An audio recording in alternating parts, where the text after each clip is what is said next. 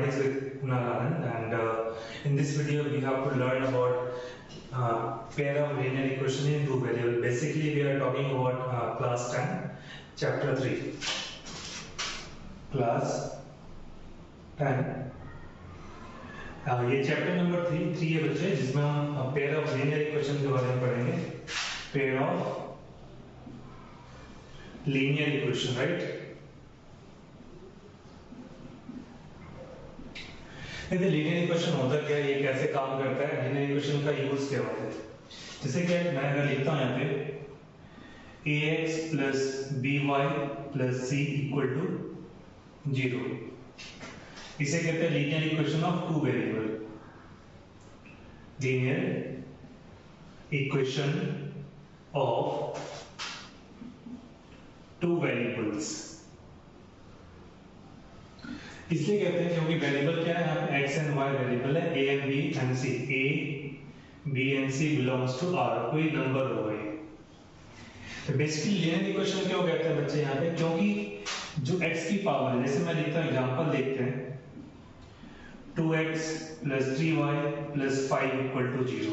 ठीक है, मैं लिखता हूँ x 3x plus 9y minus 7 equal to 0. These are the two linear equations of two variables. X and y are variables having power 1. इसमें भी देखो 1 है, यहाँ पे 1 है बच्चे, यहाँ पे 1 है. तो क्या ध्यान रखना है कि जब भी linear equation of two variable की बात कहते हैं तो variable कुछ भी हो सकता है.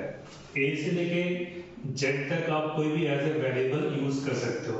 एज अ वेरिएबल हम यूज कर सकते हैं कोई भी.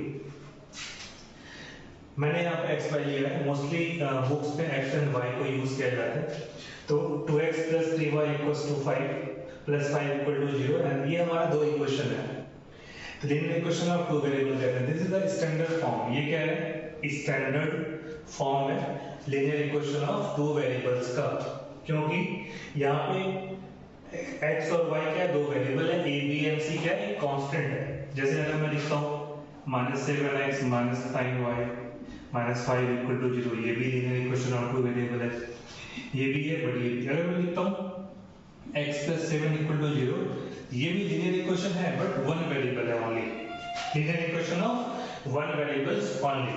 अगर मैं लिखता हूँ यहाँ पे देखो x square plus 7x plus 9 equal to 0, ये क्या है, not a linear equation of two variable. ये क्वाड्रेटिक हो गया क्योंकि डिग्री यहाँ पे 2 है.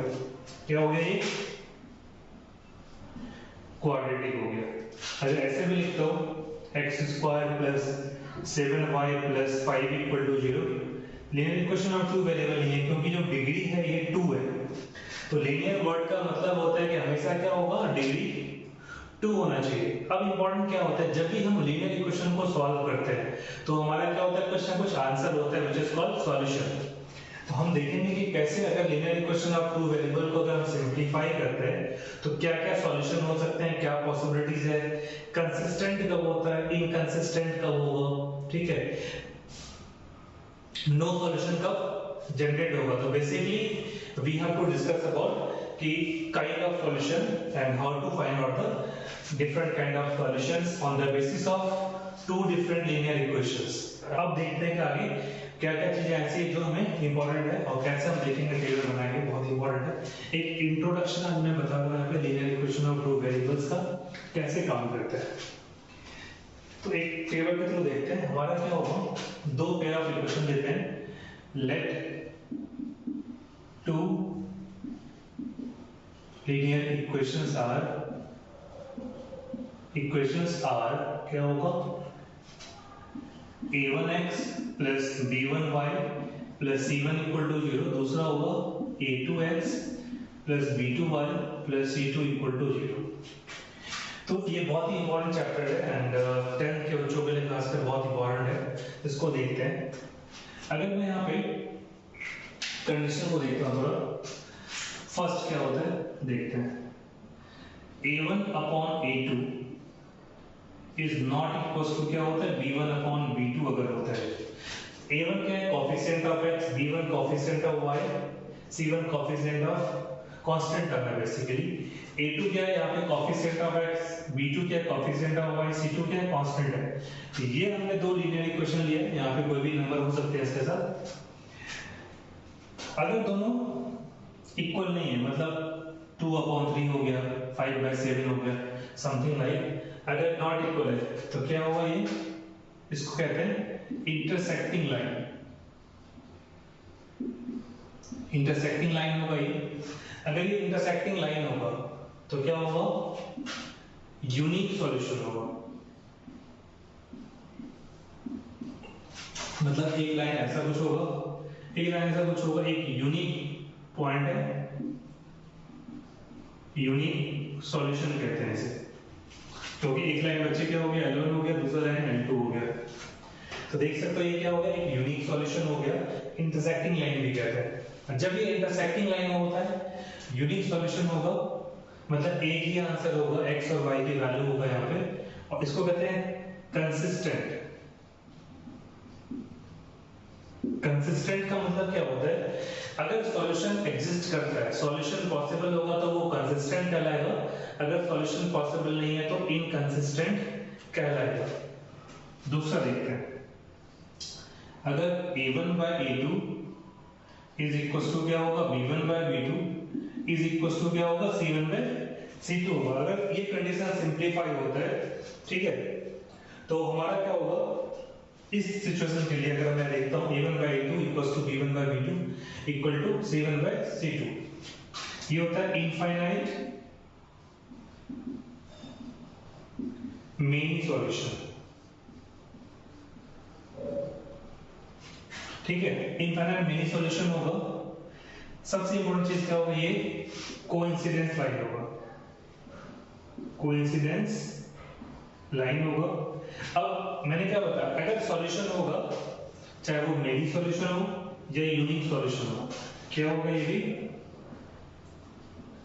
कंसिस्टेंट होगा ये भी। अब थर्ड कंडीशन होता है हमारा, अगर a1/a2 is equals to b1/b2 but not equals to क्या होगा, c1/c2 होगा। मतलब क्या, थर्ड कंडीशन क्या होगा, नॉट इक्वल्स टू होगा। मतलब a1/a2 इक्वल है b1/b2 but not equals to क्या है, c1/c2। तो ये क्या होगा, पैरेलल लाइंस होगा। पैरेलल लाइंस का मतलब ये होता है कि ये कभी भी इंटरसेक्ट नहीं होगा।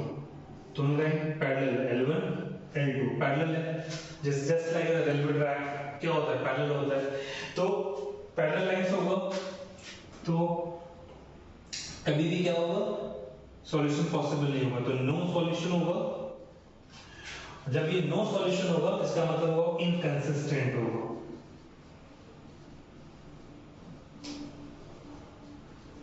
इनकंसिस्टेंट कब होता है, जब सॉल्यूशन एग्जिस्ट नहीं करता है।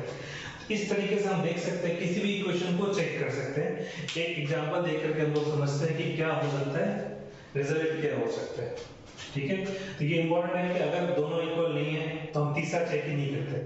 अगर दोनों इक्वल है, तीसरा हमें चेक करना है इक्वल है या नॉट इक्वल है। अगर इक्वल होगा तो इनफाइनाइट मेनी सॉल्यूशन होगा एंड कोइंसिडेंस लाइन होगा, कंसिस्टेंट होगा।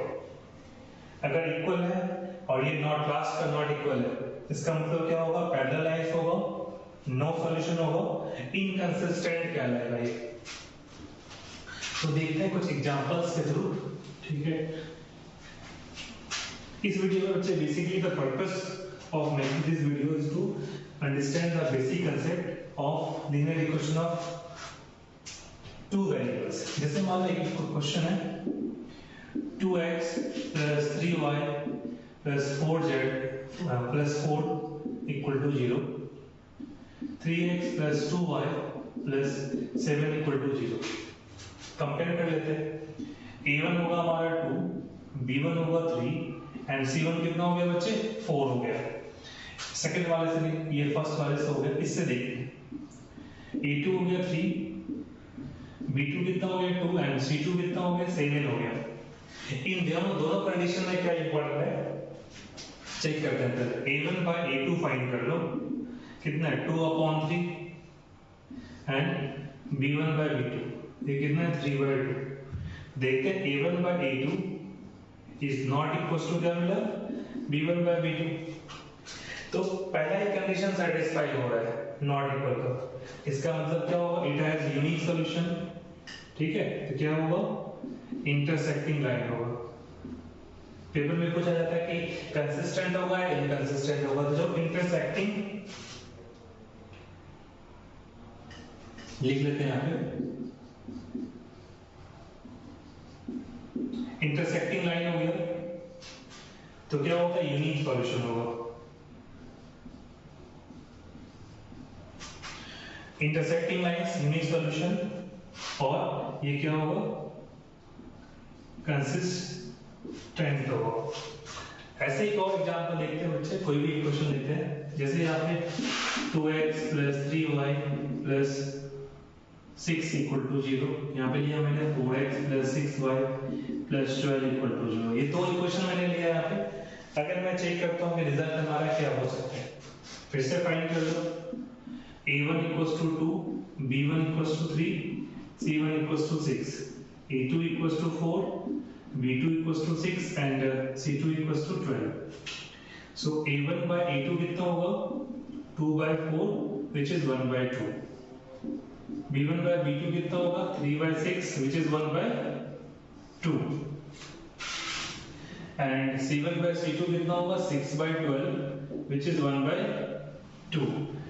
a1 by a2, b1 by b2 and c1 by c2 तीनों इक्वल आ गया, मतलब a1 by a2 equals to क्या होगा, b1 by b2 is equals to c1 by c2। ऐसे case को क्या कहते हैं, coincidence line. Coincidence line, coincidence line का मतलब या दोनों लाइन का इक्वेशन हमारा क्या होगा, सेम होगा। ऐसे भी देखोगे 2 से अगर आप इसे इनटू कर लेते हो तो हमारा ये इक्वेशन मिलता है, 2 से अगर मैं इनटू कर लेता हूं तो ये इक्वेशन बनता है। तो क्या होगा, ये कोइंसिडेंस लाइन होगा। कोइंसिडेंस लाइन होगा, इसका मतलब इनफाइनाइट मेन सॉल्यूशन होगा, और ये क्या होगा, कंसिस्टेंट होगा।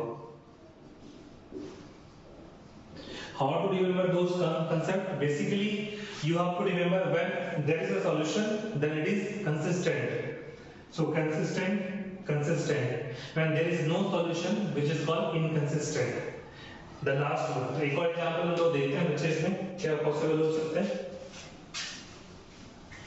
ठीक है,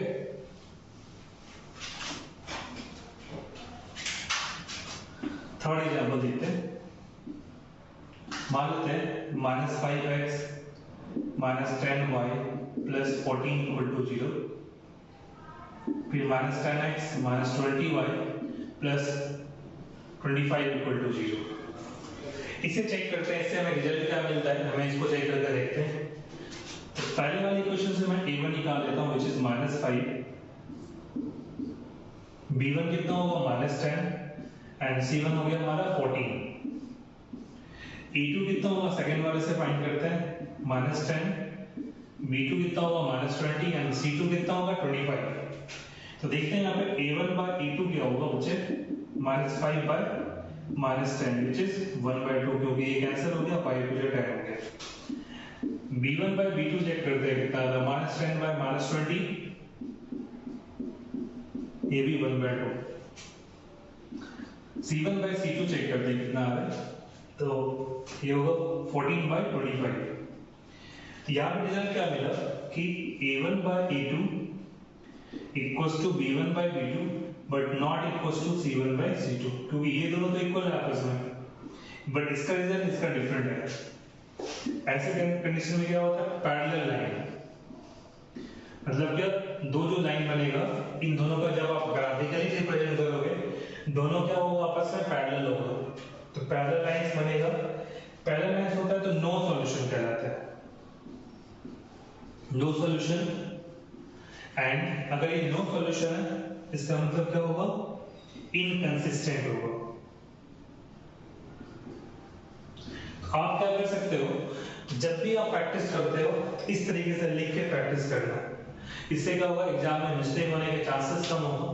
दिस वीडियो इज बेसिकली, जो पर्पस था बच्चे यहाँ पे कि एक इंट्रोडक्शन वीडियो में बनाऊं linear equation of two variables का। अपकमिंग वीडियोस में मैं सॉल्यूशन बताऊंगा और इसमें बहुत सारे मेथड पढ़ने हैं, एलिमिनेशन, क्रॉस मल्टीप्लिकेशन, सब्स्टिट्यूशन और कुछ स्टेटमेंट वाले क्वेश्चन को कैसे, how to convert the question into the form of linear equation of two variables. So just wait for a while, and because we are just shifting somewhere, so therefore it will take some time to make videos, but from today we will able to make the video on the regular basis. The channel is basically designed for to learn mathematics from class 8, 9, 10, 11, 12 and PG as well. So just please like, subscribe and share. Also share with your friends and support PG channel. Thank you so much. Have a good day. Thank you.